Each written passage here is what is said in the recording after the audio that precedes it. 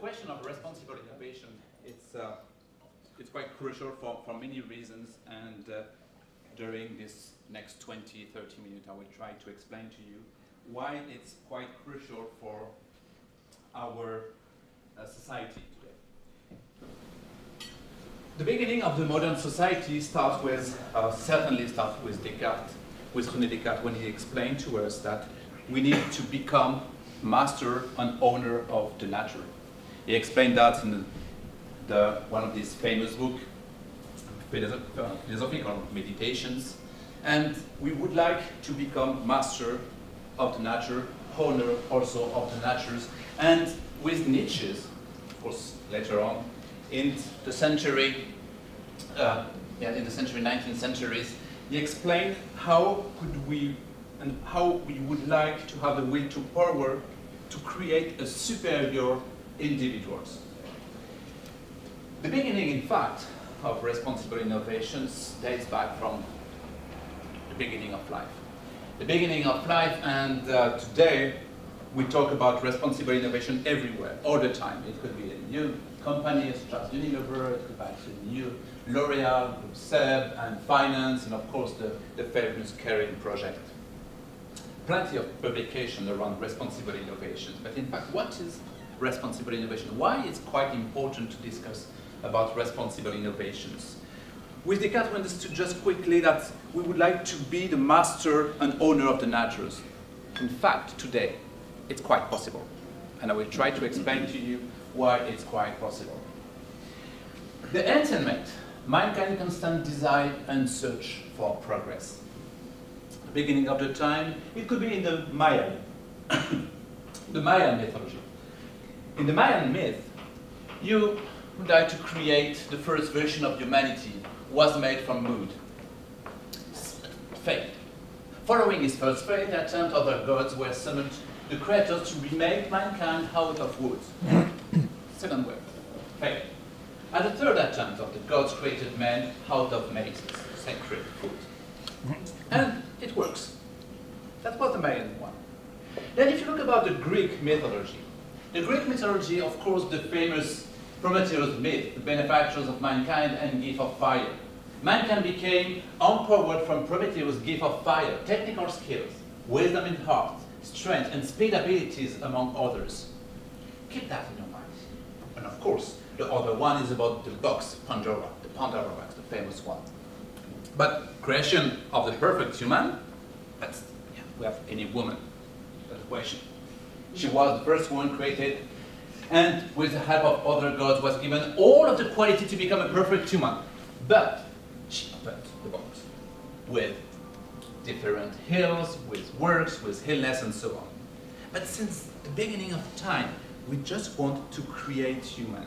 We would like to create the possibility to progress about your body, about your mindset, about everything. And if you look about the science fiction book, think about the music of blood.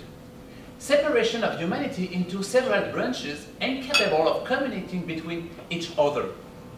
Natural human being, mechanized human being, biological modified human being. It's just a science fiction, but think about this, just this history. That was in last August in Paris, Champs-Élysées. One of the guys came in the McDonald's just to order a Big Mac. 2 minutes after, inspectors of the McDonald's took the guy, take it out, and broke his glasses. What's happened? He's blind. With the glasses, he records all of the environment, and there is a link between the glasses and his brain. So he could see thanks to his glasses. It's definitely banned to record inside a McDonald's. It's exactly the separation of humanity. It's what we call it the transhumanism. And the transhumanism will become after that what we call it the post-human. Think about other science fiction. The Children of Icare, series of mutations imagined by Clark leading of the loss of humanity, which is considered to be fate. Metamorphosis is part of life. Exactly what Darwin mentioned in Struggle for Life.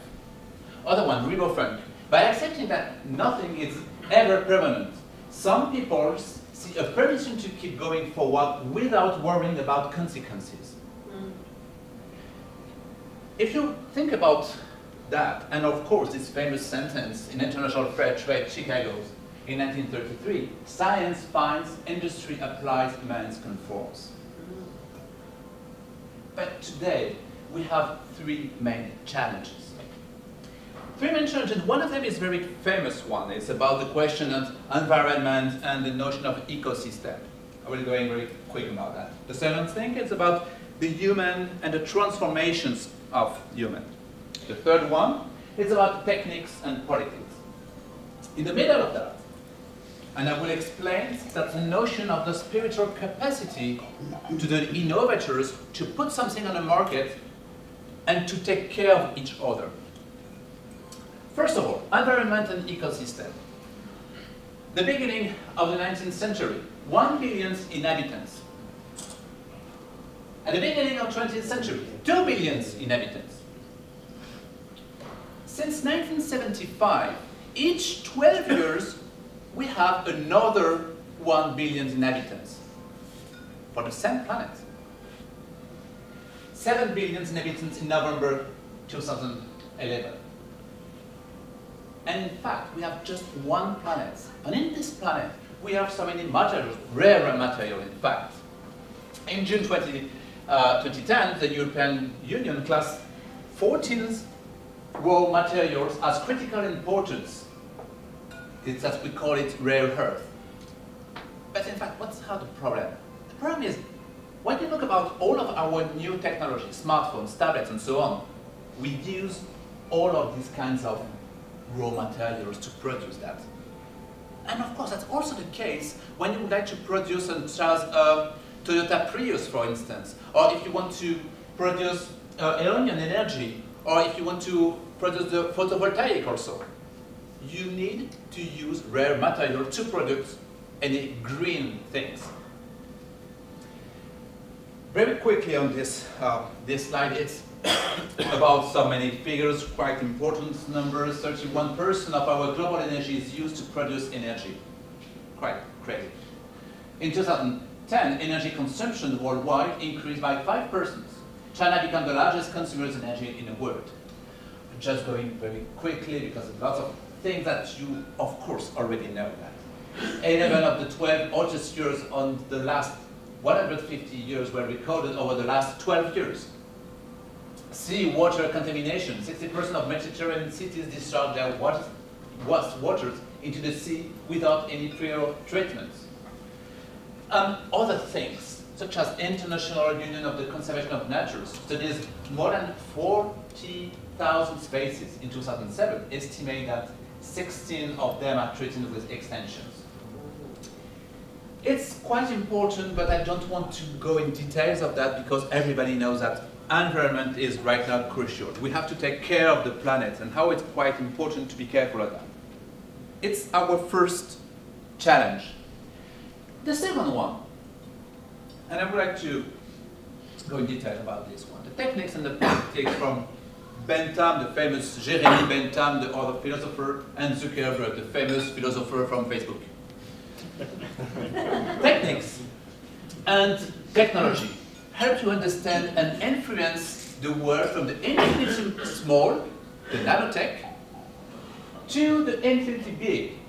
850 people in the aircraft A380.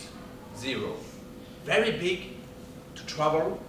We would like to understand a very small thing, and we would like to go very fast, all the time, faster and faster, such as with the Zest, the famous prototype to reach Tokyo from Paris within 2 hours and 30 minutes.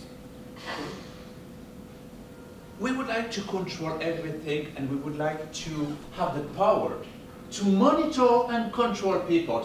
Think about this famous panopticon from Jeremy Bentham. I suppose that most of you know this famous Jeremy Bentham project. Is it in the jail? And you haven't any intimacy from the prisoners? Everything is open, and you need just one guy to control all of them, just in the middle. That was the Panopticon project in the beginning of 19th century. If you think about London, for instance, think about London with the number of cameras. 65,000 cameras continuously film London. Definitely more than in this project. Every time you are recorded. 850 million people are connected to Facebook. I will give you an example of that. 85 stats in French, of which 45% are illegal. In US, authority could house all private data from private company. Just one example. What's happened last December when the general has got an affair with a journalist? The FBI asked exactly to Google, could you bring us all of the mails? And what Google did, in fact, they delivered everything.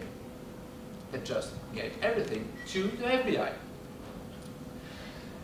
It's what we call it with Michel Foucault in 1975, the biopower. What is the biopower? Exactly, it's how every individual has over inside own body. Vaccination, protect sexual intercourses, nutrition, tobacco detoxifications. We have to produce one guy, one girl, vaccinations, no tobacco. You have to work 20 minutes per day. You have to eat 5 vegetables per day. You have to do something to do sports and to produce what? To produce the biopower to control everybody all the time with the same mindset. This part, it is the second part. We have to go to the third challenges. The third challenges is the human being and its transformations. Reconstituting transplant organ, almost everything that you could change on yourself. Understanding and the influence of human being, thanks to the neuroscience. You could understand, you can forecast what do you want, how you are going to react. Reproducing human beings thanks to cloning. Think about what I just said to you with the box of Pandora, or the myth with the Mayan myth. Mating human beings, designers' babies. That was in France in 2009, when some parent has got any problem with one of their kids, very ill in terms of blood. And the solution to preserve the baby is to have another kid and to take the blood from the new baby and took the blood to the other one. And it works. But in fact, it works in France, it works in the north of Earth, the hemisphere, the north hemisphere. And of course, the notion of biochemistry is quite important. Biochemistry. How could you create something from nothing? That is the third challenges. And in the meantime, because all of the things that I just mentioned to you is just made by innovator. But innovator, it's a man. It's a man, woman, of course, to decide what I will put on the market, what kind of innovation I will put on the market, but what kind of thing that we do, what kind of thing we will do and with what? Only with this spiritual capacity. But in fact, if you look about all of the government policy, if you look about all of the program, such as all the time, you need to separate all of the time your private life to your professional life. What we call it the work-life balance. Why governments, why companies said that? It's because when you are at home, don't think about your work. When you are at home, don't look about your BlackBerry, don't check your mail, never think about your job. What's happened? When you are at work, don't think about your private life. That's the first consequence. So when I put something on the market against the citizens, when I'm innovator, it is because I think of myself first. I think as a manager. You can't separate management and citizenship. Of course, and we are not supposed to do it. We're supposed to mix them. We are supposed to think as a citizen when you are an innovator. I will give you some illustration to understand that. Oh, yeah, first of all, I just want to tell you that I will give you the answer tonight, so it's a very good thing. That today, and since the beginning of the myth and so on, we cannot know the consequence of innovations, the impact it will have once launched in a new context, in which the question is, are we able, but rather, to do or not to do? Because during the myth, since the beginning of time, with Descartes, for instance, we would like to become the owner of the nature. That was just a wish. In fact, it was not possible. Today, it's possible. And how could we do? How could we control? How could we be sure that what I will do is under our hand and under control? So that's the solution just over here in the first page of Winnie the Pooh. On the Winnie the Pooh books, the first page, you could have this kind of sentence. Here is Edward Beer coming downstairs now, bum bum bum, on the back of his head behind Christopher Robin. It is, as far as he knows, the only way of coming downstairs. But sometimes he feels that there really is another way, if only he could stop bumping for a moment and think of it. And then he feels that perhaps there isn't. Why is the solution? Because if you are the kids, every morning you just want to go to take your breakfast. You need it to survive. Innovation is, how could I survive? In companies, in the world, in society, or whatever, in organizations. So every day I just want to go to take my breakfast. If not, I would die. As a company, you are supposed to innovate. And of course you want to go to breakfast with your little beer. You know, because it's your friend. So you want to go to take your breakfast with him, but you are supposed to take care of him. Because if you don't take care of your beer, one time what's happened? Of course, poor beer, it could be very, very bad for him to be there. Here is the innovators. Here is the planet. Sometimes to go to take the breakfast, you could take the beer on your arm. You can take the beer on the backpack. You can put the beer on your head. You could put your beer, whatever. There's plenty of solutions. Exactly the same thing for the innovators. There is not just one way. There is another way to innovate and to take care of each other and on the planet. This drawing is exactly how an innovator could understand what is my role to society. In 1987, of course, close to here, the famous Harlem Brundtland, the woman, developed the notion that everybody knows, the Brundtland Report, with these three important things: the environmental, the economic, and social. Very famous, that was in 1987, before internet. And today, if you want to go to a company to check everything, you are supposed to look about environmental criteria, social one, and economic criteria, and just check to be sure that at the end of the day, you will have a report, a sustainable report, and so on. But if you look in details, these kind of things, tobacco companies, for instance, rifles and shotguns, or oil company, and if you check each companies on each criteria, it works. Child labor, for instance, no one uses child laborers. The notion of impact of environmental, they take care of it. Each of that, waste, treatment, recycling, greenhouse gas, solidarity economy, or whatever, all of them take care of each criteria. So it's not enough. It's definitely not enough. We need to think about responsibility with a different paradigm, with a different way. First, question the answer offered to meet the need of individuals. Second thing, measure the direct impact of innovations. Third, measure the indirect impact of innovations. How it works. First, question the answer offered to meet the needs of individuals. I will give you some examples with that, but think about that. Since 2001 until 2011, there were 20 generations of iPod.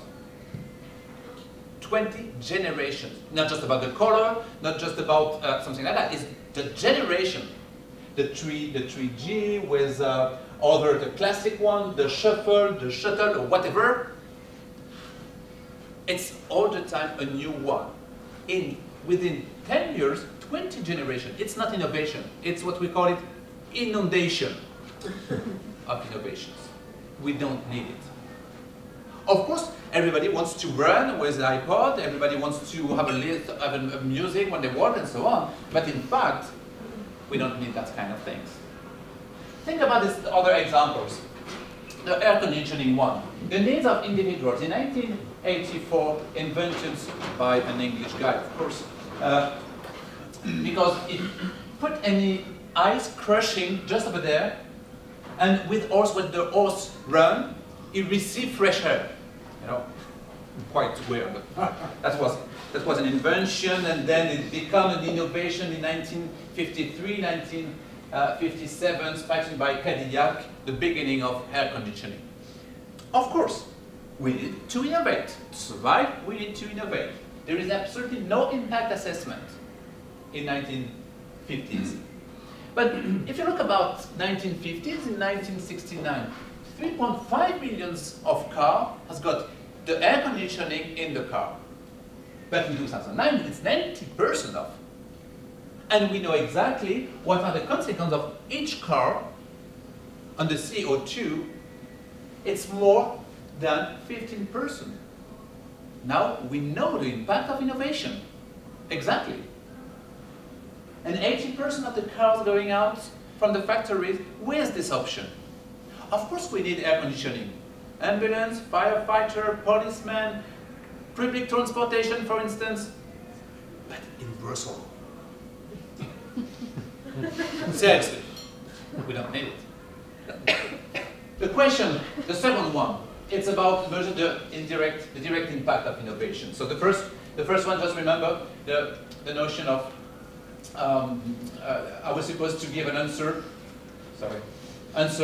offered to meet the needs of individuals. The second one, question is about measure the direct impact of innovation. If you think about the wildfire, for instance, nobody knows. We don't know. We don't know exactly what is the impact. But as an innovator, when I'm supposed to give the mobile phone to my kids, and I don't know exactly what's happened on the brain, what's happened on the heart, and so on, am I supposed to put it on the market? If I think about as a citizen or as a father, if I have the same behavior, not sure. Think about Facebook. Facebook, I want to stay in contact with my community. It's just an alumni book, Facebook, at the beginning. Impossibility to the innovators to anticipate. To use Facebook, you need to use any different information, such as your political orientation, it could be sexual orientation, it could be what you want, what the birth date, and so on. So the private data to be connected. And of course, first thing it's, yeah, I don't want to receive any spam, I don't want to receive any commercial with Facebook, what are they doing to do with my data, and so on. We don't care about that. We don't care about the commercials. But in fact, when you look in detail what happened with the big data during the Second World War with IBM, and what IBM did with the Holocaust.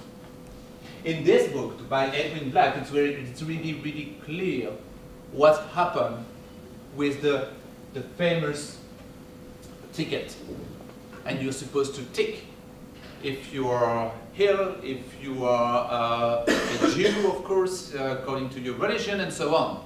And we knew exactly how that was a very big problem to the final solutions with the IBM help.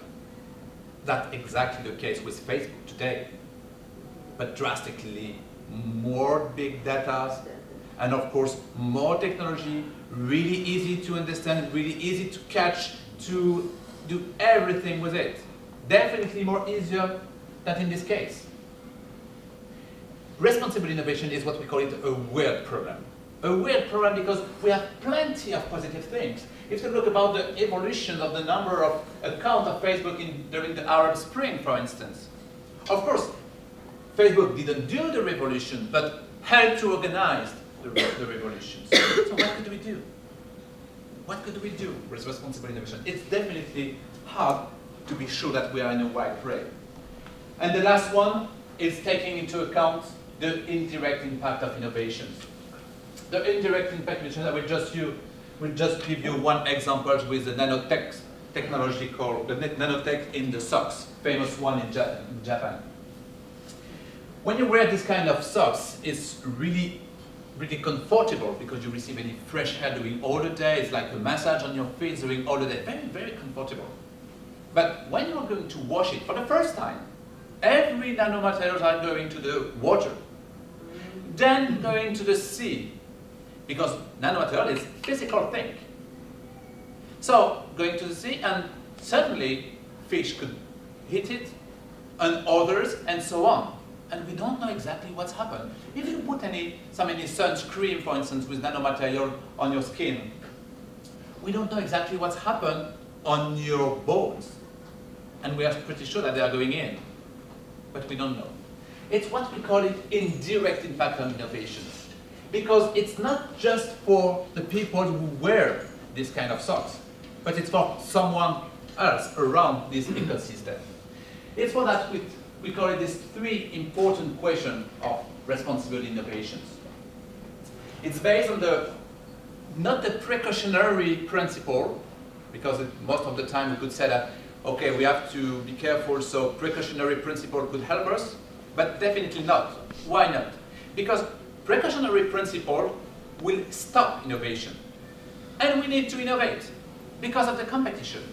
So we have just to think about what we call it imperative responsibility with the famous authors, philosopher and Jonas, act so as the effects of your actions are compatible with the permanence of genuine human life.